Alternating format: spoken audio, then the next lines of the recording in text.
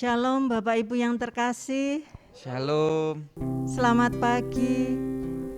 Mari saat ini kita mau datang kepada Tuhan. Kita menundukkan hati kita di hadapan Tuhan.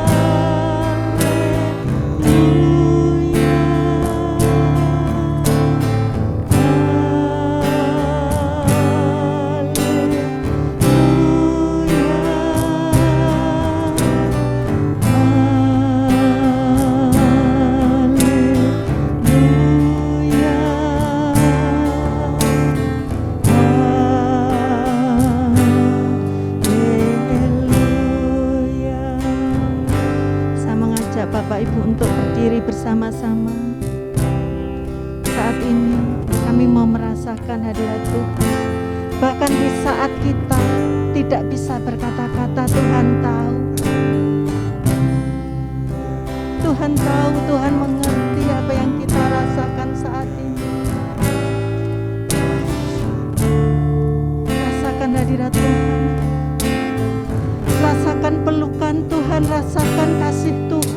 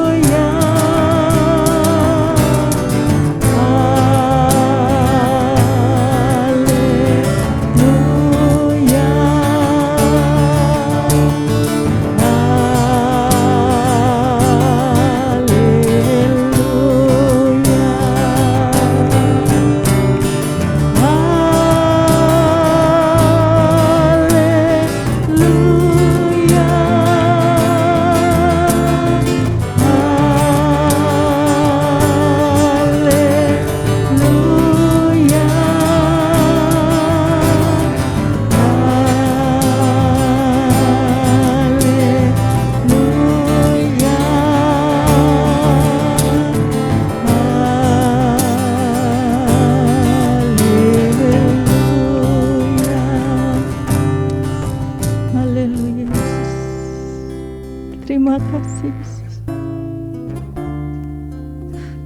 Mari kita mau sembah Dia. Tuhan mengerti keadaan kita saat ini. Tuhan tahu. Bahkan Tuhan mengerti, Tuhan tahu kondisi kita yang akan datang.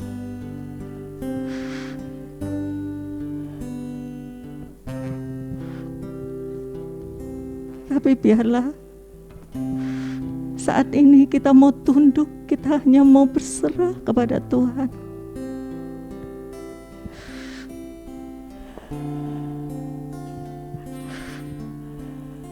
Kita mau mengucap syukur apapun kondisi kita, apapun yang terjadi dalam kehidupan kita.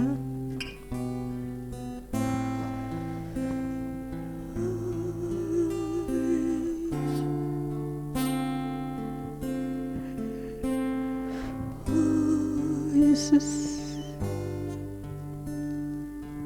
terima kasih ya Yesus. Terima kasih ya Bapa, kami sungguh merasakan kebaikan-Mu. Kami sungguh merasakan kasih-Mu Tuhan.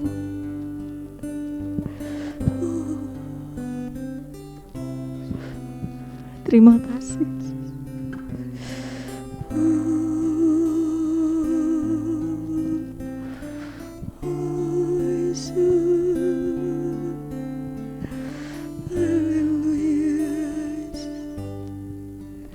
Terima kasih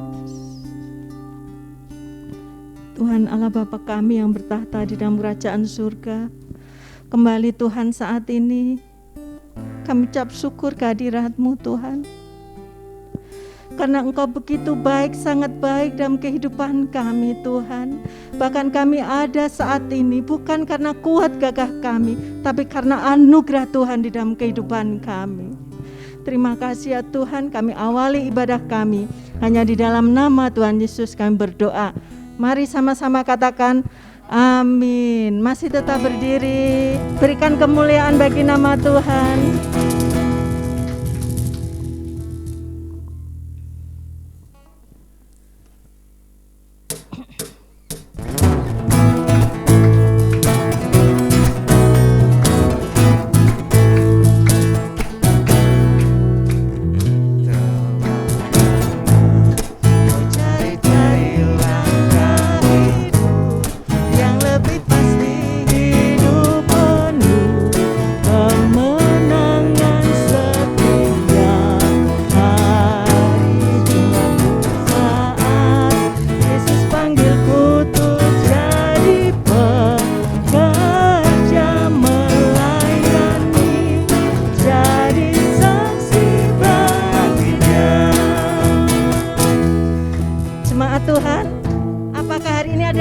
Di dalam hidup kita, berikan sekali lagi kemuliaan bagi nama Tuhan.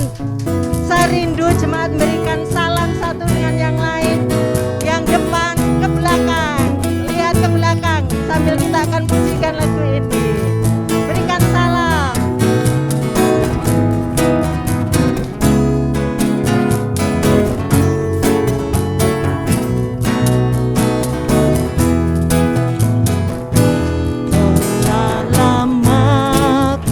Cari langkah hidup yang lebih pasti, hidup penuh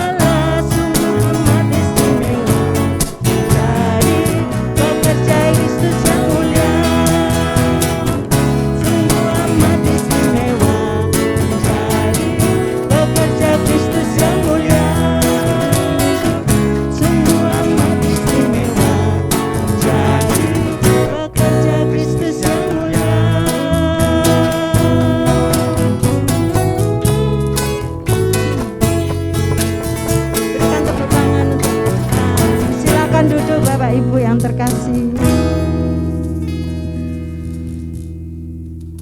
Banyak hal yang tidak kita mengerti dalam kehidupan ini. Tapi biarlah kita mau belajar percaya bahwa jalan Tuhan itu sempurna bagi kita. Amin.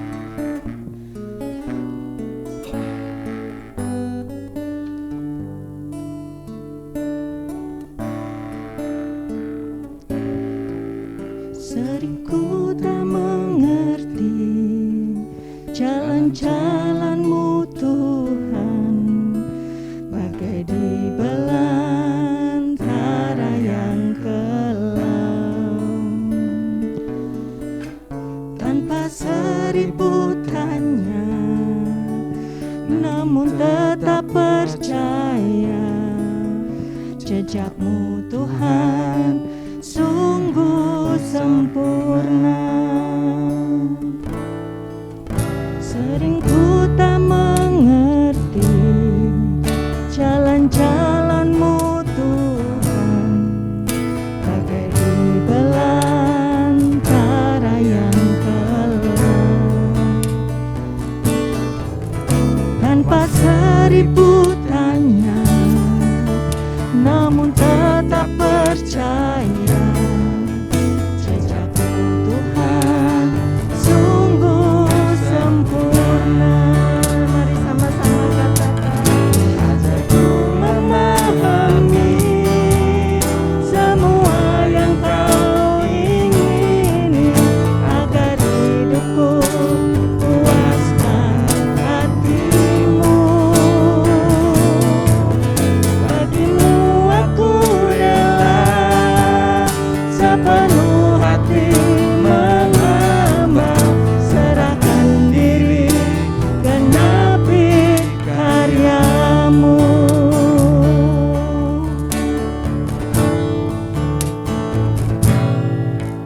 Sering ku tak mengerti jalan-jalan-Mu Tuhan, bagai di belantara yang kelam. Tanpa seribu tanya, namun tetap percaya, jejak-Mu Tuhan sungguh sempurna. Ajarku memahami semua yang Kau ingini, agar hidupku puaskan hati-Mu. Bagimu aku rela sepenuh hati mengembang,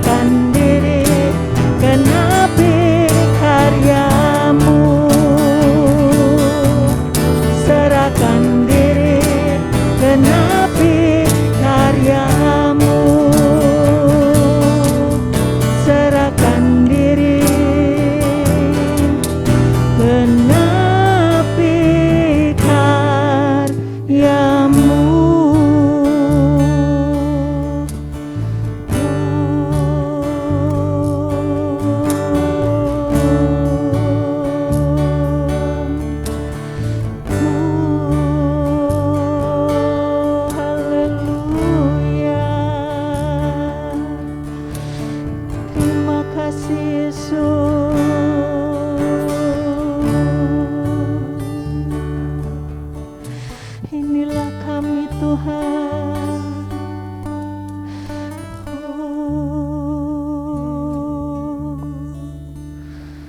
Haleluya Yesus. Terima kasih Yesus.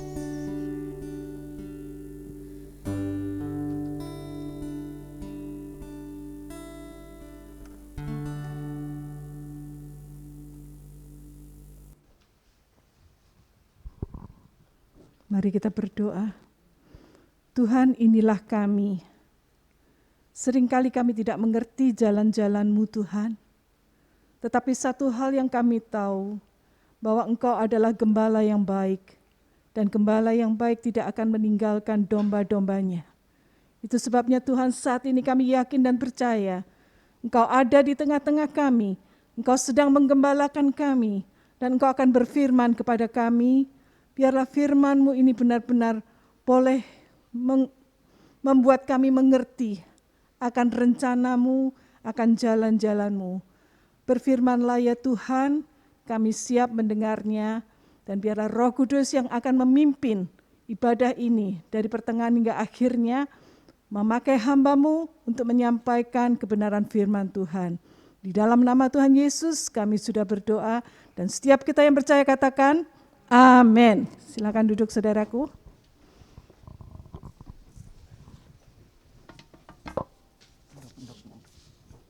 Lagu yang terakhir yang telah kita nyanyikan bersama mengatakan, sering aku gak ngerti jalan-jalan Tuhan.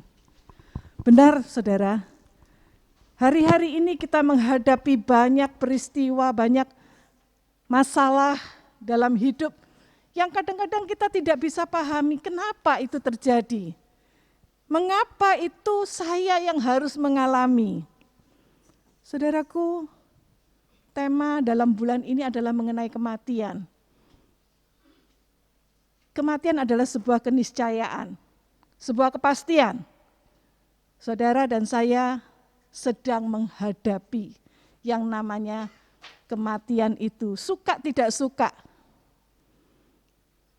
kita semua akan berhadapan dengan kematian. Bahkan kalau hari-hari ini kita lihat begitu banyak orang-orang yang ada di sekitar kita, yang semula kelihatannya masih sehat, yang masih muda, yang masih kuat gagah perkasa, tiba-tiba dalam waktu yang tidak lama dia harus meninggalkan dunia ini. Itu sebabnya saat ini di tengah-tengah situasi yang penuh dengan ketidakpastian, kita juga nggak ngerti apakah besok saya masih hidup, apakah 1 tahun lagi saya masih bisa beraktivitas seperti saat ini, apakah cita-cita saya pasti akan tergenapi. Itu sebabnya saat ini kita diingatkan kembali oleh firman Tuhan. Situasi mungkin tidak menguntungkan, karena pandemi yang terus berkepanjangan ini membuat kita semuanya serba terbatas, semuanya serba nggak pasti. Tetapi hanya ada satu hal yang pasti, Tuhan mengasihi saudara dan saya. Amin. Itu sebabnya dia mau datang ke dunia. Dan dia mengatakan, akulah gembala yang baik. Gembala yang baik mau berkorban untuk domba-dombanya. Saudara, sebuah mazmur yang sangat terkenal dan sangat sering dipakai sebagai acuan atau jujukan. Kalau orang sedang kedukaan, biasanya mazmur ini menjadi satu penghiburan yang dibawakan untuk menghibur keluarga yang ditinggalkan. Kira-kira di mana mazmurnya? Mazmur yang mana? Ada yang saudara yang tahu? Mazmur yang paling terkenal dalam Alkitab? Mazmur 23. Ya, coba kita baca ayat ini sama-sama yuk. Mazmur 23. Kita akan baca sama-sama ya, mulai dari ayat yang pertama. Siap? 1, 2, 3. Mazmur Daud. Tuhan adalah gembalaku, takkan kekurangan aku. Ia membaringkan aku di padang yang berumput hijau. Ia membimbing aku ke air yang tenang. Ia menyegarkan jiwaku. Ia menuntun aku di jalan yang benar oleh karena namanya. Sekalipun aku berjalan dalam lembah kekelaman, aku tidak takut bahaya, sebab Engkau besertaku. Gadamu dan tongkatmu, itulah yang menghibur aku. Engkau menyediakan hidangan bagiku di hadapan lawanku. Engkau mengurapi kepalaku dengan minyak, pialaku penuh melimpah. Kebajikan dan kemurahan belaka akan mengikuti aku seumur hidupku. Dan aku akan diam dalam rumah Tuhan sepanjang masa. Saudara, Mazmur ini kita akan lihat mulai dari ayat yang pertama sampai ayat yang keempat saja nanti ya, karena waktu. Dan Mazmur ini adalah Mazmur yang ditulis oleh Daud, ya, seperti yang dikatakan di awal, Mazmur Daud. Saudara, kita tahu bahwa Daud adalah seorang gembala pada masa mudanya. Dia menggembalakan kambing domba milik ayahnya. Dan sebagai anak yang bungsu, anak yang paling kecil, mungkin dia adalah anak yang mungkin perawakannya tidak sebesar, segagah kakak-kakaknya. Itu sebabnya dia diberi tugas oleh orang tuanya untuk angon domba. Ya, bahasa Jawanya angon wedhus begitu ya. Satu pekerjaannya dianggap ya begitulah untuk orang-orang yang enggak punya kemampuan lebih. Kalau kakak-kakaknya disuruh berlatih berperang, tapi Daud biarlah dia yang menggembalakan kambing domba di padang. Saudara, kalau saudara membaca Mazmur yang indah ini, menurut saudara, Mazmur ini dikarang oleh Daud atau ditulis oleh Daud saat kapan? Saat dia menjadi gembala di padang gurun? Ya memang, dia punya banyak waktu untuk merenungkan. Waduh, betapa indahnya ya hubungan antara gembala dengan domba. Kalau saudara baca di sini, tahukah saudara bahwa Mazmur ini tidak ditulis pada saat dia ada di padang gurun bersama domba-dombanya. Tetapi saat ketika Daud sudah menjadi raja, sudah mengalami apa yang namanya kekuasaan menjadi raja dengan istana yang megah. Tetapi saat itu dia menghadapi pemberontakan dari anaknya sendiri. Anak yang paling disayangi, yaitu Absalom. Daud dikudeta dan dia diusir keluar dari istana karena anaknya yang mau jadi raja. Nah, saat itulah Daud harus melarikan diri ke dalam hutan. Dia harus bersembunyi di gua-gua yang sempit, yang kotor, yang bau, untuk menghindari kejaran dari pasukannya Absalom. Nah saudara, bayangkan kalau saudara dalam posisi Daud. Anak yang paling disayangi, tapi dari belakang menikam dan mengusir keluar dari istana. Ini benar-benar anak durhaka. Saudara, dalam masa yang sulit inilah Daud harus bersembunyi. Dan dalam kondisi yang sulit inilah Daud menuliskan Mazmur ini. Mazmur yang sangat indah, yang sering menjadi penghiburan dari banyak orang. Tetapi itu ditulis saat Daud dalam menghadapi kesulitan yang paling sulit dalam hidupnya.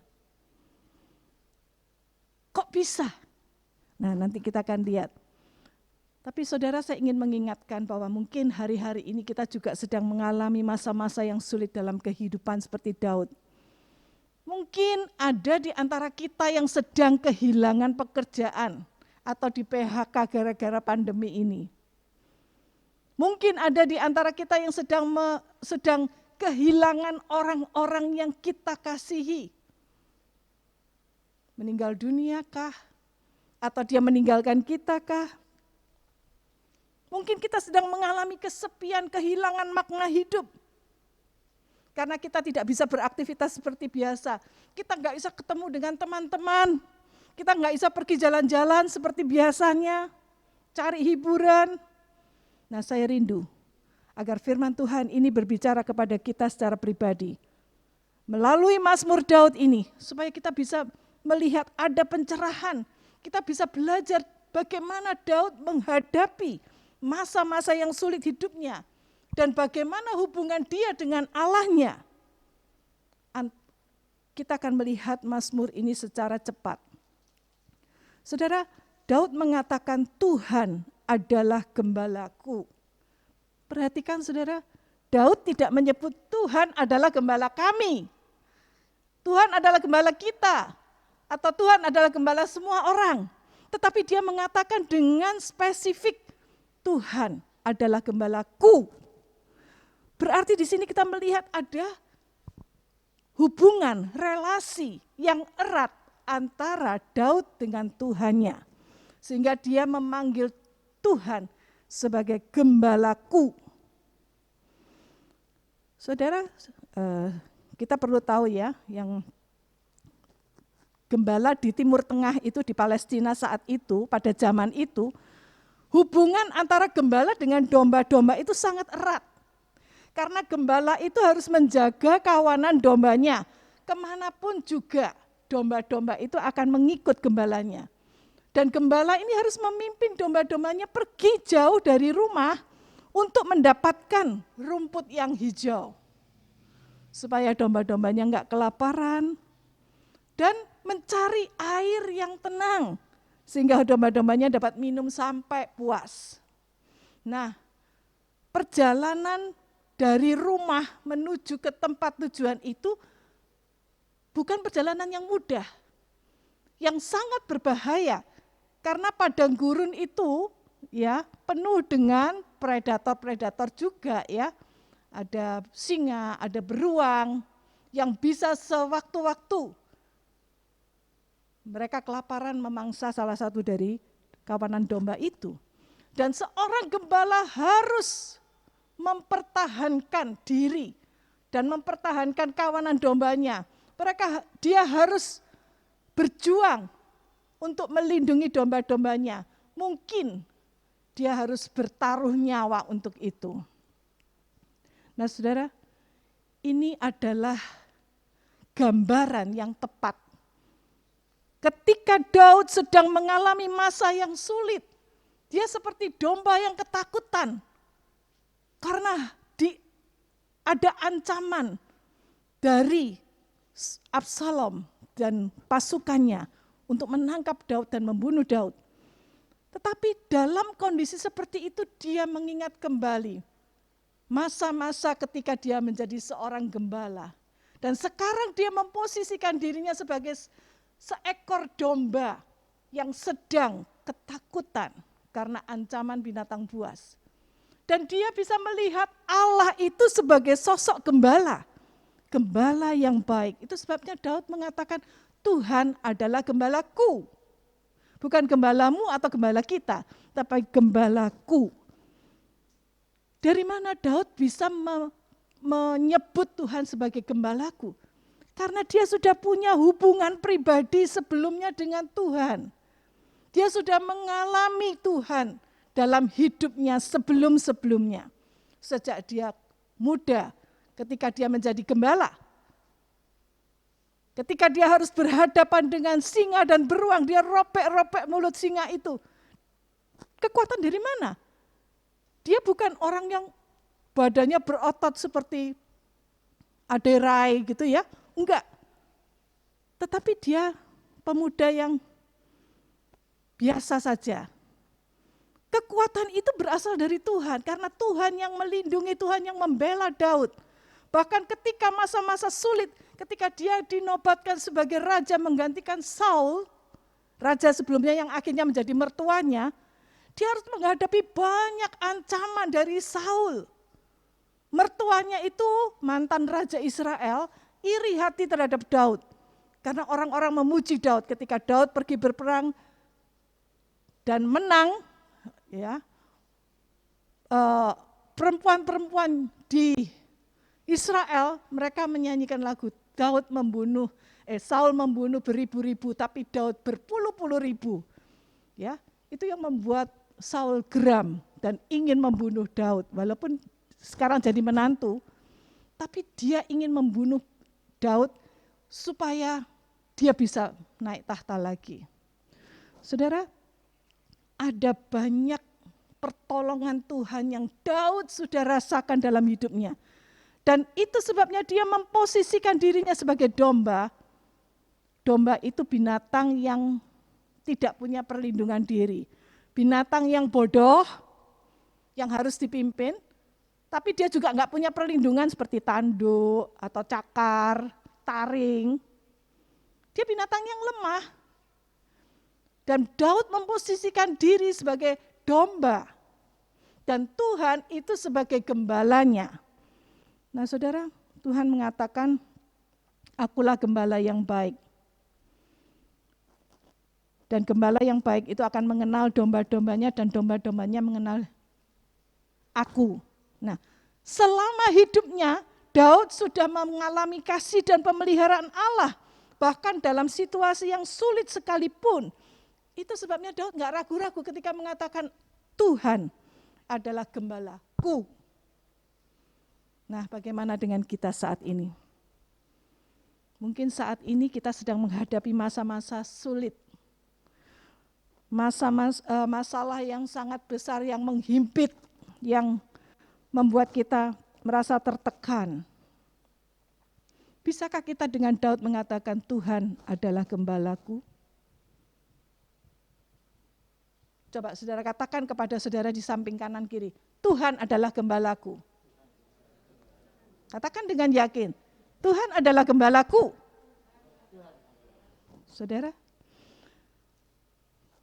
kalau kita dengan yakin mengatakan Tuhan adalah gembalaku, lanjutannya adalah Daud mengatakan takkan kekurangan aku. Aku tidak akan kekurangan apa-apa. Kekurangan apa yang dimaksud di sini? Bukankah saat itu Daud dalam pelarian di padang gurun? Pasti dia mengalami kekurangan. Kurang makan, kurang air bersih, pakaiannya ya yang ada di tubuhnya saja. Dia serba kekurangan. Dia biasa hidup megah di istana, tidur di tempat yang begitu indah. Sekarang dia harus berada di tempat yang sangat tidak layak. Masakan itu disebut dia tidak kekurangan?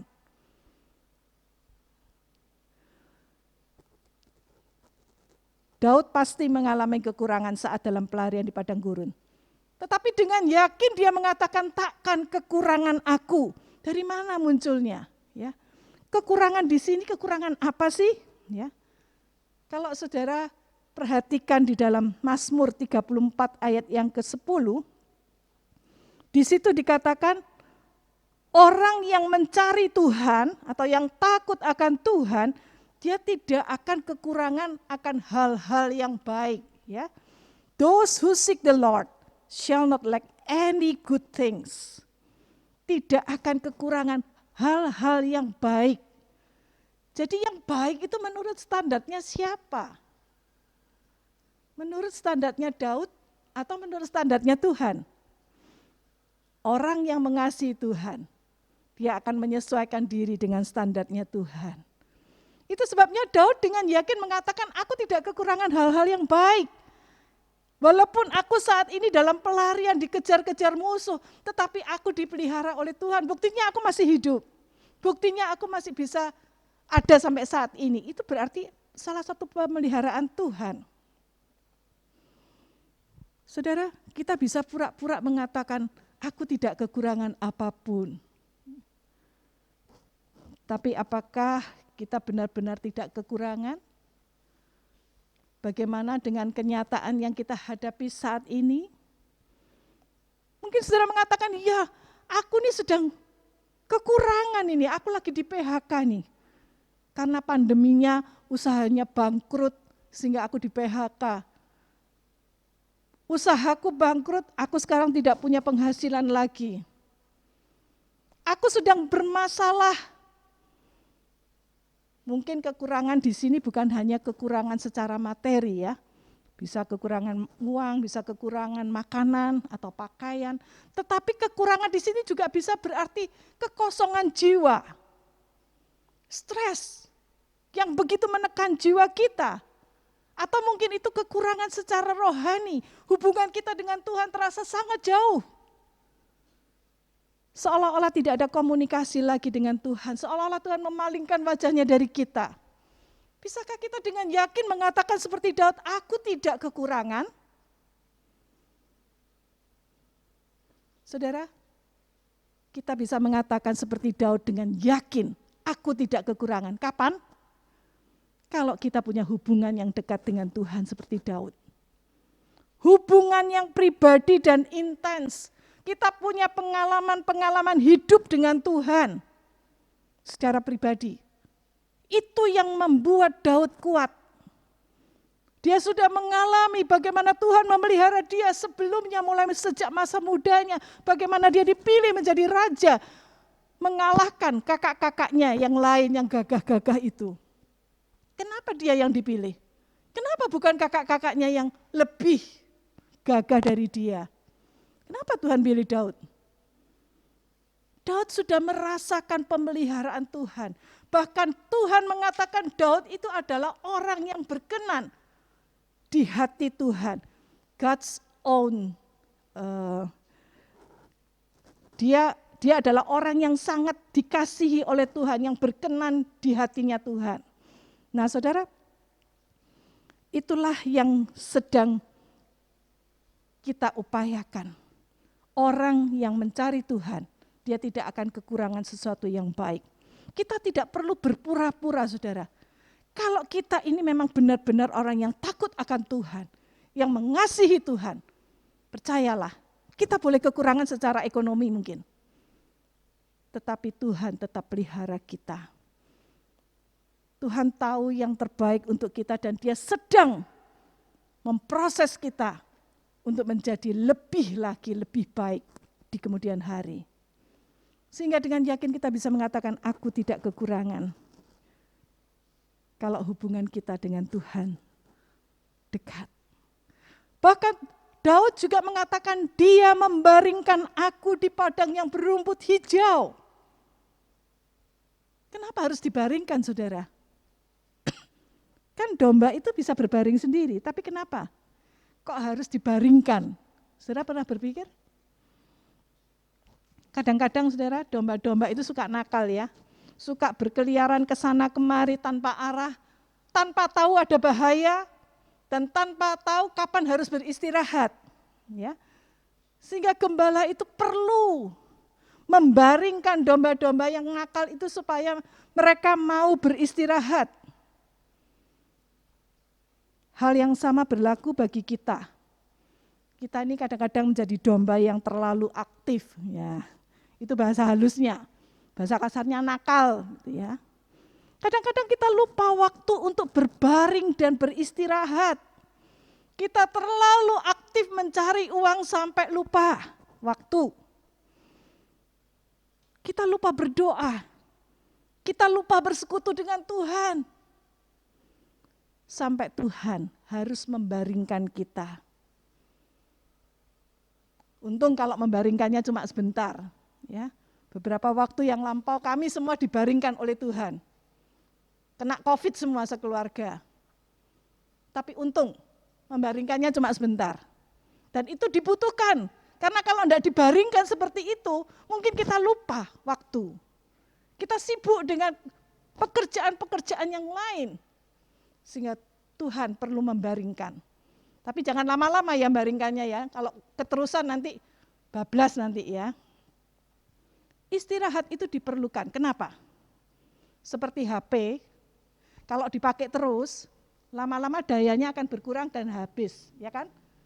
HP itu perlu dicas. Sama dengan tubuh kita, manusia, punya keterbatasan. Dayanya itu harus dicas kembali supaya full energinya. Sehingga kita bisa beraktivitas lagi dengan lebih baik, dengan lebih efektif. Itu sebabnya kenapa Tuhan menciptakan dunia berapa hari saudara? 6. Tapi hari yang ke-7 Tuhan mengatakan istirahat. Tuhan sendiri beristirahat. Dia tidak mencipta lagi. Tuhan juga mengatakan pada hari yang ketujuh, pada hari Sabat, kamu harus beristirahat. Caranya, kita harus beribadah kepada Tuhan. Kita diberi kesempatan untuk berkumpul dengan keluarga. Gunakan waktu itu dengan baik, jangan mengambil waktu istirahat untuk bekerja. Apalagi mengambil waktu ibadah untuk senang-senang. Ya. Bisa juga orang itu nggak mau istirahat karena dia nggak percaya sama Tuhan. Dia mengatakan, mosok sih, kalau aku nggak kerja nanti gimana keluargaku, gimana masa depan anak-anakku. Aku harus kerja dan kerja dan kerja, supaya semuanya tercukupi. Saudaraku, ada sebuah kutipan yang indah yang ditulis oleh Pendeta Nicholas Kurniawan, teman saya. Dia mengatakan, bagian Tuhan adalah membaringkan kita di pembaringan kasih sayang-Nya yang mengenyangkan dan menenangkan. Bagian kita adalah, ayo sama-sama, bagian kita adalah beban jadi ringan di pembaring. Bagian kita tuh adalah mempercayakan diri. Kadang-kadang kita nggak percaya sama Tuhan. Mampukah Tuhan? Bisa nggak Tuhan menolong saya dan keluargaku? Menjamin masa depanku. Ketika kita mau menyerahkan segala kekhawatiran kita pada Tuhan, maka beban kita akan jadi ringan di pembaringannya. Itu sebabnya mengapa kita perlu mengambil waktu secara khusus untuk bersaat teduh, untuk mengistirahatkan jiwa kita, mencas baterai rohani kita, sehingga kita bisa mendengarkan suara Tuhan dengan lebih jelas, kita lebih peka, kita bisa berkomunikasi secara langsung dengan Tuhan. Gimana caranya? Ketika saudara membaca firman Tuhan, saudara mengerti apa yang Tuhan kehendaki. Saudara mulai belajar apa isi hatinya Tuhan. Saudara mendengarkan suara Tuhan. Dan ketika saudara berdoa, saudara berkomunikasi dengan Tuhan. Itulah yang membuat hubungan kita dengan Tuhan semakin dekat. Itulah yang membuat baterai rohani kita itu bisa full kembali. Ya, karena dia sumbernya kehidupan. Baterai HP itu harus dicolokkan ke sumbernya supaya dia mendapatkan full energi lagi. Daud mengatakan dia membaringkan aku di mana? Di mana? Di padang yang berumput hijau. Nah, padang yang berumput hijau itu bicara tentang makanan atau pemeliharaan Tuhan secara fisik, secara jasmani. Tetapi Tuhan tidak hanya memelihara secara jasmani saja. Daud selanjutnya mengatakan dia membimbing aku ke air yang tenang. Ia menyegarkan jiwaku. Ini adalah kebutuhan jiwani atau kebutuhan rohani. Tuhan sanggup memberikan kesegaran bagi jiwa yang letih dan haus. Seperti seorang musafir yang berjalan di padang gurun, ya padang gurun yang panas, terik, di situ nggak ada air. Suatu ketika dia sudah kelelahan, dia haus, dan dia menemukan yang namanya oase atau oasis, tempat di mana ada air yang sumber. Ya. Disitulah musafir itu bisa minum sampai puas. Kadang-kadang mereka tuh saking kepinginnya seolah-olah melihat ada oasis. Ternyata setelah didekati, ternyata cuma bayangannya saja. Itu yang disebut dengan fata morgana. Dunia sering menawarkan fata morgana, oasis untuk jiwa kita. Tetapi itu tidak benar-benar bisa memuaskan jiwa kita. Ya, karena itu semu. Itu palsu. Tetapi yang benar-benar bisa memuaskan jiwa kita itu hanyalah Tuhan. Itu sebabnya dalam bagian yang lain Daud mengatakan seperti rusa merindukan air, demikianlah jiwaku merindukan engkau. Kerinduan manusia akan Tuhan, itu hanya bisa dipuaskan oleh Tuhan sendiri. Ada lubang yang menganga yang sangat dalam jiwa manusia, yang tidak akan bisa dipenuhi oleh apapun juga. Orang yang sudah kaya dia mengatakan, aku masih belum, aku harus mencari sedikit lagi supaya lebih kaya. Tidak pernah ada puasnya, dimasuki apa saja kesenangan, harta, jabatan, semuanya nggak pernah puas. Kalau saudara perhatikan berapa banyak orang-orang yang ditangkap KPK, entah itu bupati, gubernur, menteri. Kenapa? Karena nggak puas. Sudah kaya pengen lebih kaya lagi sampai korupsi. Bahkan dana bantuan pun dikorupsi. Yang harusnya untuk menolong orang-orang miskin yang terdampak COVID, dikorupsi oleh menterinya sendiri.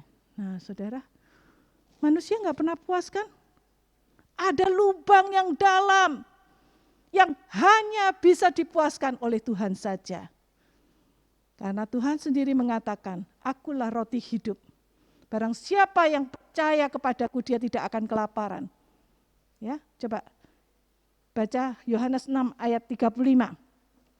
Yuk kita baca sama-sama, bisa tolong ditampilkan ayatnya. Ayat ini harus menjadi kekuatan buat kita ya, karena dia Tuhan Yesus sendiri yang mengatakan. Silakan baca sama-sama ayatnya, 1, 2, 3. Aku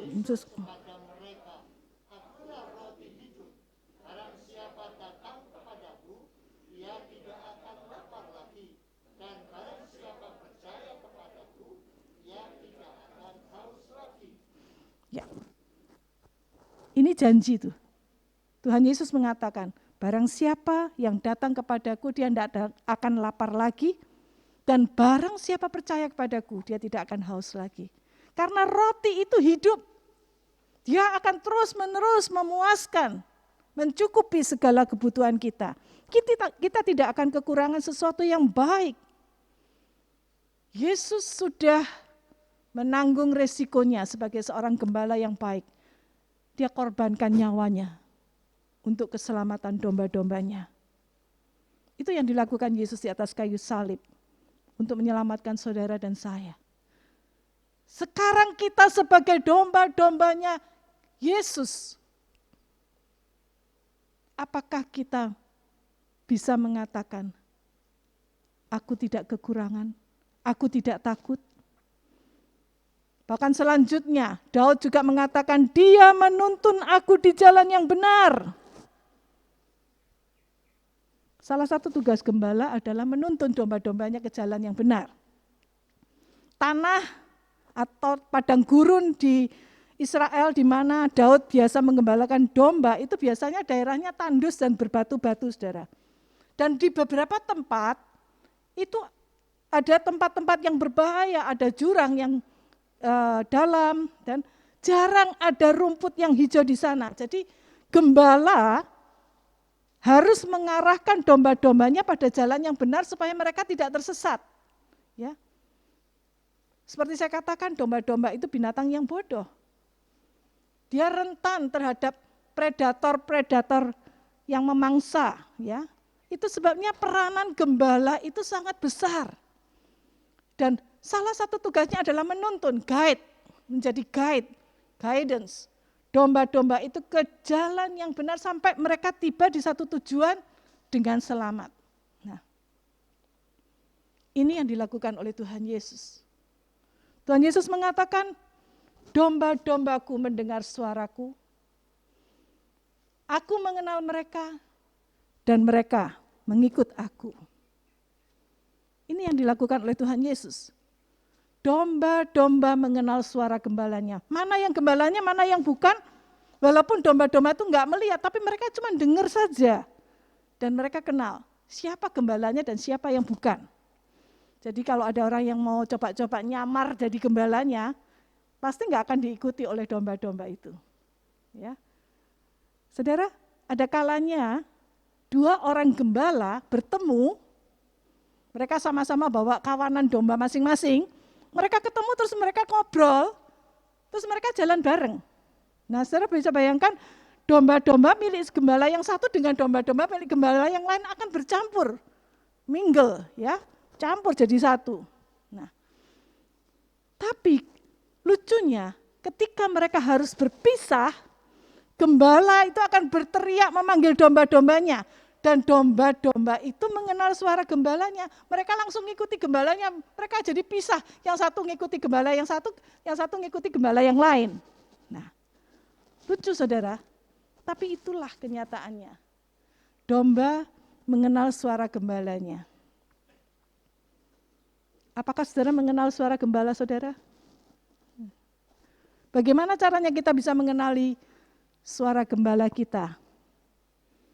Perbanyak waktu untuk bersekutu, berkomunikasi dengan gembala saudara, gembala agung, belajar Alkitab, belajar firman Tuhan, lakukan disiplin rohani, berdoa, bersaat teduh, beribadah. Semakin intens hubungan kita dengan Tuhan, semakin peka telinga rohani kita untuk mendengar suara Tuhan.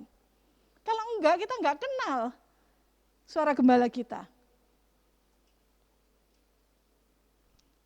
Saudara yang punya teman akrab, ya, kalau telepon, baru dengar suaranya, saudara sudah tahu siapa dia. Ya. Walaupun mungkin nomornya itu enggak ada namanya, tapi kalau saudara sudah tahu, dengar aja, langsung tahu, oh si A, si B. Nah, demikian juga hubungan kita dengan Tuhan. Semakin intens hubungan kita dengan Tuhan, semakin kita peka terhadap suara Tuhan. Ya kadang-kadang banyak pertanyaan, gimana sih caranya mendengar suara Tuhan? Ya perbanyaklah waktu untuk berhubungan, ya mendekatkan diri. Dia menuntun aku ke jalan yang benar oleh karena namanya. Kenapa kok oleh karena namanya? Tujuan Allah menciptakan manusia adalah untuk memuliakan Tuhan dan menunjukkan kemuliaannya. Apakah memang Tuhan itu gila hormat? Sehingga dia harus dimuliakan.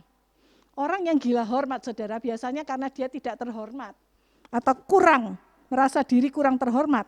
Sehingga dia mencari pujian, dia mencari hormat dari orang lain, dengan segala macam cara untuk meningkatkan harga dirinya. Itu orang yang gila hormat. Tetapi Tuhan itu enggak gila hormat karena dia sudah tinggi dan dia maha tinggi. Itu sebabnya kita sebagai makhluk ciptaannya, kita bisa memiliki arti hidup.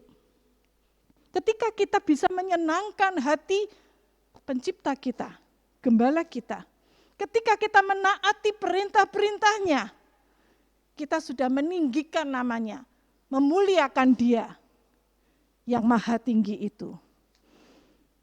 Itu sebabnya dalam Kolose 3 ayat 23 mengatakan, apapun yang kamu perbuat, perbuatlah itu dengan segenap hatimu seperti untuk Tuhan, bukan untuk manusia. Segala sesuatu yang kita kerjakan, lakukan itu untuk menyenangkan hati Tuhan. Mungkin saudara sebagai karyawan, lakukan yang terbaik untuk menyenangkan hati Tuhan. Bukan hanya untuk menyenangkan hati bos saudara. Saudara sebagai bos, lakukan tugas saudara, memperhatikan karyawan saudara. Seperti saudara lakukan untuk menyenangkan hati Tuhan. Semua yang kita lakukan itu harus punya tujuan, yaitu untuk menyenangkan hati Tuhan, memuliakan Dia.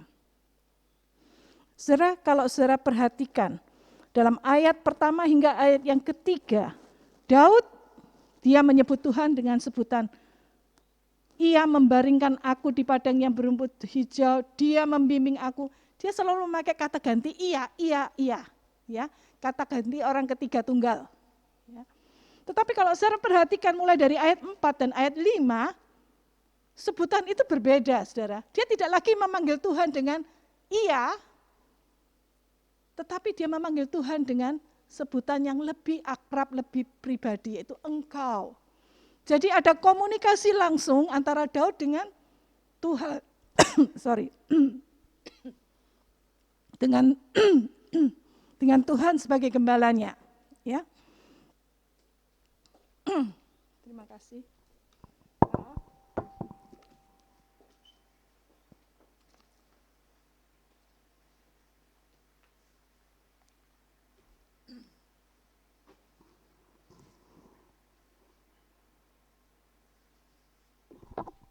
Dalam ayat 4 dikatakan, sekalipun aku berjalan dalam lembah kekelaman, aku tidak takut bahaya, sebab engkau besertaku, engkau besertaku. Gadamu dan tongkatmu, itulah yang menghibur aku. Jadi ini adalah komunikasi langsung antara Daud dengan Tuhan. Kapan Daud mengungkapkan hal ini? Ketika dikatakan sekalipun aku berjalan dalam lembah kekelaman. Jadi ketika Daud sedang menghadapi masa-masa yang paling sulit, dia tidak lagi membayangkan dirinya berbaring di padang rumput yang hijau, tetapi dia membayangkan saat itu dia ada di dalam lembah kekelaman atau lembah yang gelap. Ya, ada daerah-daerah di sana di mana daerah itu begitu suram, begitu gelap, menakutkan untuk lewat di sana. Jadi jarang ada orang yang mau lewat di lembah yang gelap itu. Ya, dan predator-predator juga biasanya nggak mau ke sana. Nah, tapi Daud mengatakan, kalaupun aku berjalan di lembah kekelaman, aku nggak takut. Ya. Ayat ini seringkali disalah mengerti oleh beberapa orang yang mengatakan bahwa domba-domba itu gara-gara domba-dombanya nakal, sehingga seringkali nggak nurut sama gembalanya dan nyasar ke lembah yang gelap, sehingga gembalanya harus mencari domba. Sudah pernah dengar seperti itu ya, kadang-kadang. Sebetulnya saudara kalau kita perhatikan, itu bukan kesalahan domba. Tapi memang gembala yang nuntun domba-dombanya melewati lembah tersebut. Loh, kenapa kok gembala nuntun dombanya lewat lembah kekelaman? Karena gembala itu tahu mana jalan yang terbaik dan aman bagi domba-dombanya untuk sampai ke tempat tujuan. Saudara perhatikan, gembala nuntun domba menuju lembah kekelaman, lembah yang gelap. Loh, katanya gembalanya baik, kenapa kok dibiarkan domba-dombanya masuk lembah kekelaman? Nah, seringkali kita menyalahkan Tuhan juga kan? Katanya Tuhan itu baik, kenapa saya dibiarkan seperti ini? Kenapa orang yang saya kasih diambil? Kenapa pekerjaan saya hilang? Kenapa saya nggak lulus-lulus? Seringkali kita komplain. Tuhan tidak pernah menjanjikan hidup itu bebas dari masalah atau kesulitan. Itu yang digambarkan seperti kita lewat dalam lembah kekelaman. Dia mengizinkan kita masuk dalam lembah yang gelap, tetapi Dia berjalan bersama kita dalam lembah itu. Kita tidak dibiarkan sendirian. Itulah gembala yang baik. Dia tahu itu jalan yang paling cepat mungkin, paling aman. Dan dia beserta dengan domba-dombanya.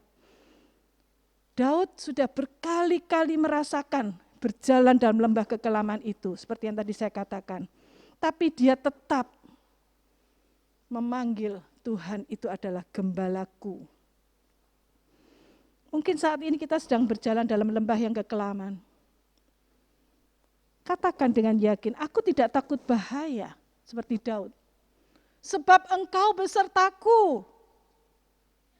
Walaupun aku harus menghadapi masalah, kesulitan, penderitaan sekalipun, aku enggak takut. Kalau Tuhan ada bersamaku.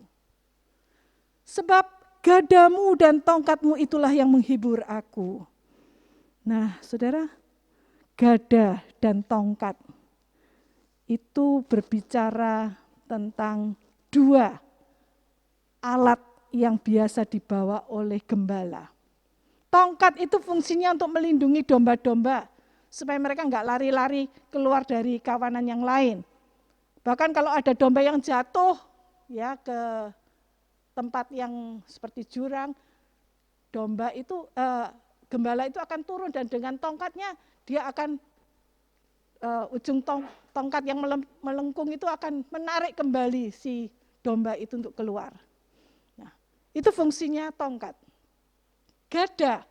Gada itu biasanya dipakai untuk menghalau musuh atau memukul. Kalau ada binatang-binatang buas yang ingin menyerang, ya, dia akan pukul. Tapi kadang-kadang gada itu juga dipakai untuk memukul domba-domba yang nakal. Mendisiplin, supaya domba-domba itu ngerti itu salah, itu enggak boleh. Seperti anak kecil ya, kalau kita ajarin, enggak boleh itu, enggak boleh ini. Tapi dia ngotot ya, maksa terus ya, kita pukul ya, pukul. Untuk mendisiplin dia, supaya dia ngerti lain kali enggak boleh seperti itu lagi. Itu yang dilakukan oleh gembala yang baik.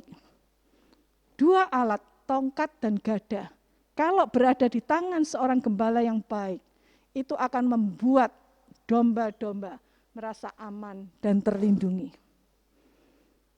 Bahkan gembala yang baik, dia rela mengorbankan dirinya untuk membela kawanan domba itu. Yesus mengatakan, akulah gembala yang baik. Gembala yang baik memberikan nyawa untuk domba-dombanya. Saya tidak tahu apa yang menjadi tantangan saudara saat ini. Apa yang menjadi pergumulan saudara? Mungkin saudara sedang berjalan dalam lembah yang gelap. Mungkin saudara sedang tersesat tanpa arah tujuan. Inilah momen yang tepat untuk mengkaji kembali, membuat komitmen ulang. Tuhan adalah gembalaku, takkan kekurangan aku. Sekalipun aku harus berjalan melewati lembah yang kelam, aku tidak takut bahaya. Karena tongkatmu dan gadamu itulah yang melindungi aku sampai pada tujuan. Biarlah renungan firman Tuhan saat ini menolong kita untuk menghadapi masa-masa yang sulit dalam hidup. Bahkan ketika kita harus menghadapi kematian sekalipun, seolah-olah kita sedang berjalan dalam lembah kekelaman, kita tidak perlu takut. Karena ada gembala yang berjalan bersama dengan kita. Amin. Saya ingin kita bersama-sama menundukkan kepala, dan saya rindu kita semua merenungkan apa yang sudah dilakukan oleh gembala yang baik itu dalam hidup kita. Sementara musik mengiringi, Tuhan adalah gembalaku, takkan kekurangan aku. Biarlah setiap kita memeriksa kembali hubungan kita secara pribadi dengan Tuhan. Sudahkah kita mendengarkan suara Tuhan?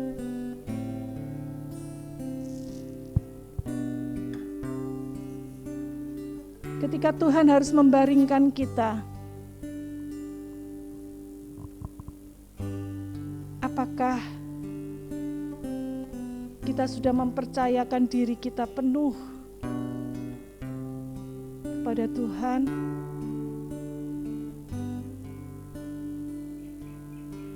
Ketika kita sedang menghadapi ancaman, ketidakpastian hidup, apakah kita masih dengan yakin mengatakan, Tuhan adalah gembalaku, takkan kekurangan aku.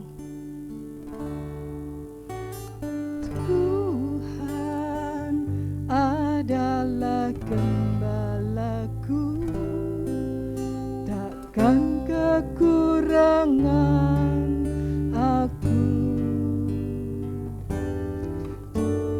Dia membaringkan aku di padang yang berumput hijau. Dia membimbingku ke air yang tenang. Dia menyerahkan jiwaku. Dia membimbingku ke jalan yang benar.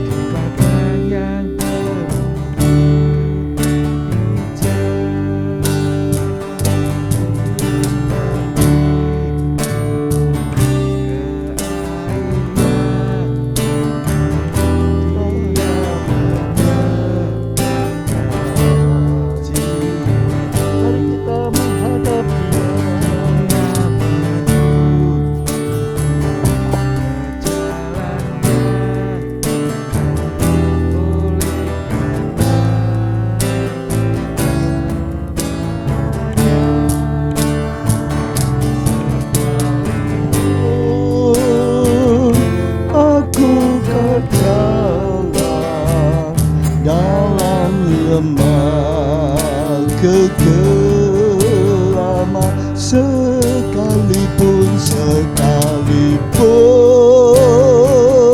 aku berjalan dalam lembah kekelaman. Sekali lagi katakan, sekalipun aku berjalan dalam lembah kekelaman.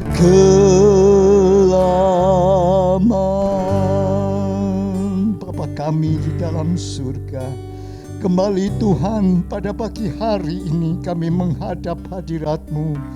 Oh Tuhan, inilah kehidupan kami. Kami Tuhan rindu sebagai domba-domba yang benar-benar Tuhan boleh menyerahkan seluruh kehidupan kami ke dalam tangan-Mu. Karena kami tahu Bapa, hanya bersandar, berharap dan menyerahkan hidup kami sepenuh kepadamu, ada segala jawaban dalam hidup kami. Apapun yang terjadi, sampai maut sekalipun datang menjelang kami akan bersorak-sorai, kami akan bergembira, karena kami boleh mewarisi kehidupan kekal yang Tuhan sudah janjikan, yang Tuhan sudah atur dalam hidup kami. Itu sebabnya Bapa, kuatkan iman percaya kami, agar kami boleh terus berbaring dalam kasih-Mu, agar kami terus Tuhan boleh berjalan dalam pimpinan dan bimbingan Tuhan, agar Tuhan tongkat-Mu dan gadamu menjadi kekuatan dalam hidup kami, sehingga kami boleh melihat ada karya Tuhan dalam hidup ini. Terima kasih Bapa, terima kasih. Kami mau menyerahkan seluruh kehidupan kami dalam tangan-Mu, karena kami yakin percaya Tuhan yang menolong kami. Terima kasih Bapa, biarlah firman Tuhan memberikan kekuatan bagaikan air yang segar, makanan yang mengenyangkan jiwa kami, dan kami boleh berjalan pada jalan-Mu. Terima kasih Bapa, kami serahkan semua dalam tangan-Mu. Kami bersyukur di dalam nama Tuhan Yesus Kristus Juru Selamat kami, dan semua yang mendapat berkat Tuhan katakan amin.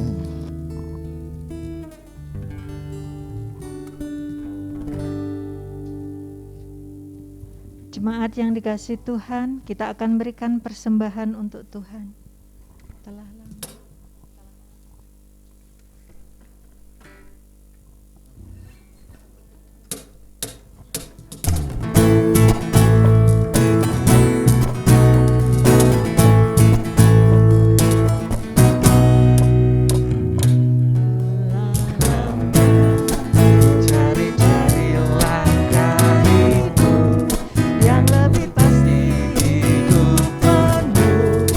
Kemenangan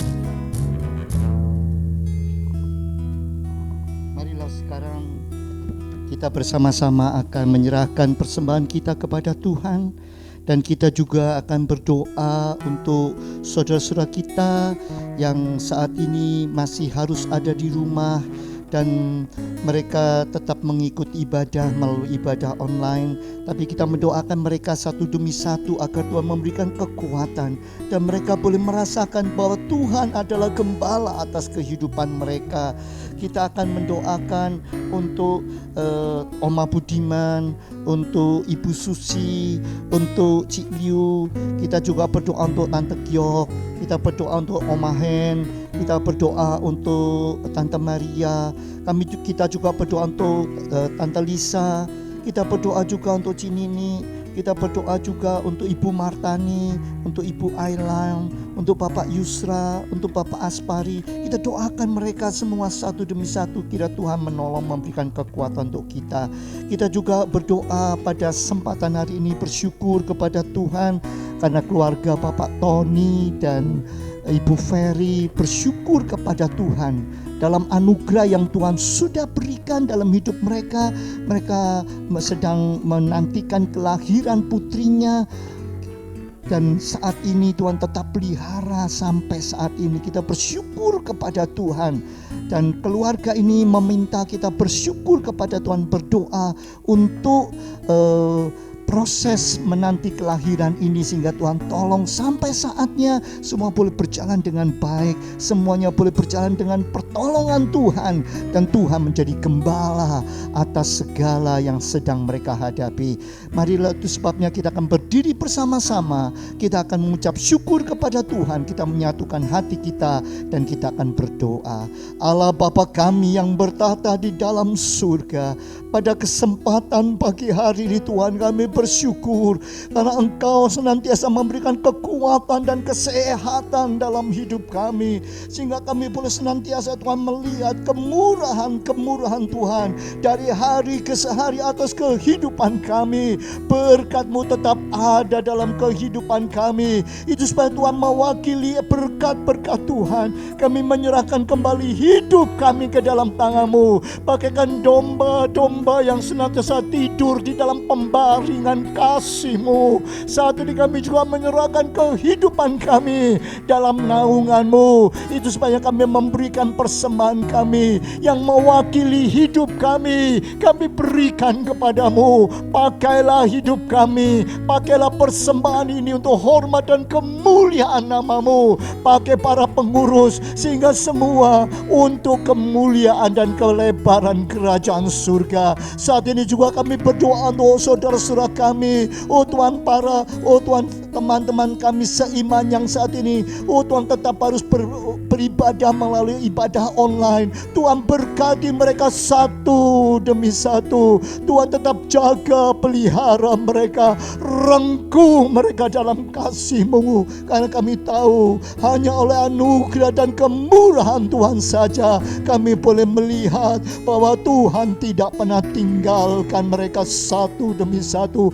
Oh Tuhan, Kau menjamah hidup mereka. Oh Tuhan, berikan kesegaran dalam hidup mereka, sehingga mereka boleh tetap mengharap dan memandang kepada Tuhan. Saat ini juga kami bersyukur Tuhan untuk keluarga Bapak Tony dan Ibu Ferry yang merasa oleh berkat dan anugerah Tuhan, Tuhan memberikan kembali seorang putri dalam kehidupan mereka dalam proses menanti kelahiran. Tuhan, jaga, lindungi dan sertai mereka, sehingga Tuhan proses semua dalam pernaungan dan perlindungan Tuhan, dan pada saatnya mereka boleh bersuka cita malah, oh Tuhan, menerima, oh Tuhan, berkat Tuhan dalam hidup ini. Terima kasih Bapa, terima kasih. Kami serahkan semua dalam tangan-Mu, dan kami semua yang sudah hadir, yang sudah mendengar firman-Mu, yang sudah bersekutu, berkati kami, dan sebentar kami akan pulang dengan membawa berkat-berkat Tuhan. Itu sebabnya saudaraku sekalian, arahkanlah hatimu dan tanganmu kepadanya.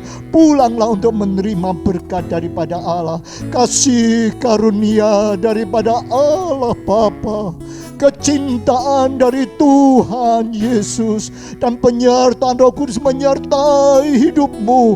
Pulanglah dengan berkat daripada Gembala Agung yang luar biasa atas hidupmu, dan terimalah berkat Allah di dalam nama Tuhan Yesus Kristus. Dan semua yang diberkati Allah katakan amin. Mari kita ucap syukur kepada Tuhan dan katakan Immanuel, Immanuel, Allah beserta kita.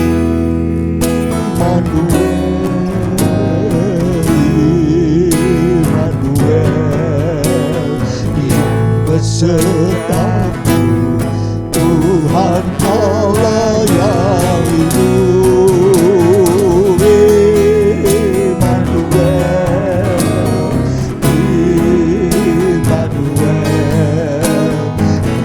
Besertaku, Tuhan Allah. Sekali lagi sebagaikan domba-domba katakan Immanuel, Immanuel,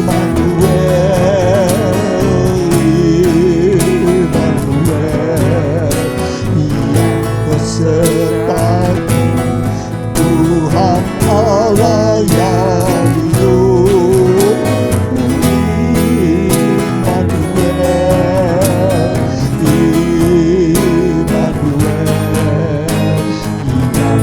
Besertaku, Tuhan Allah yang hidup, yang besertaku, Tuhan Allah yang, sekali lagi katakan yang besertaku, Tuhan Allah yang hidup. Kita mengambil saat teduh, kita merenungkan kebenaran firman Tuhan, dan kita boleh menjadi domba-domba dalam pemeliharaan Gembala Agung kita.